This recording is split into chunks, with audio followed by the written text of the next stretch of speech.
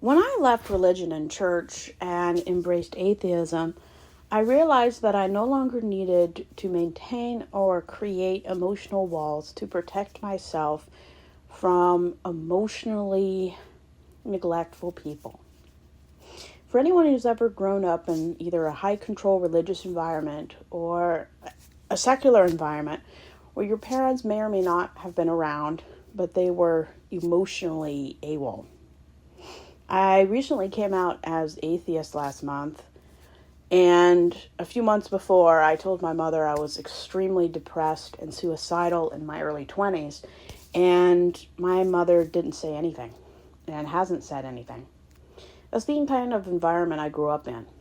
If emotions and experiences or life changes that aren't convenient or the popular opinion of the family is just ignored and buried or hidden somewhere.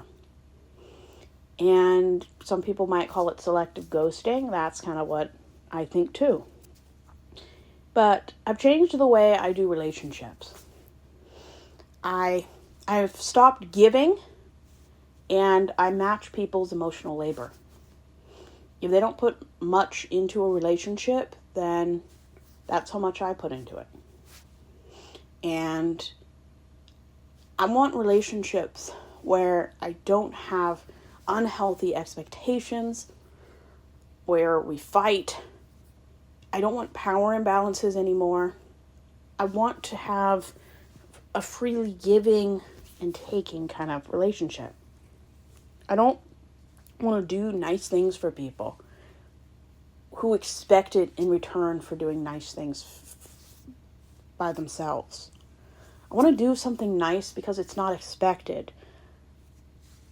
I want to do something because it's something I want to do. And I'm tired of people being resentful because I do things differently. And if my family just can't or won't show compassion and emotional support for people who are very vulnerable and come out, I've learned to gray wall people who can't or won't be the bare minimum for a relationship. When love is conditional and they always choose their religion over me, I've had to set boundaries and decide that I just won't be taken advantage of anymore. And if people can't or won't respect that,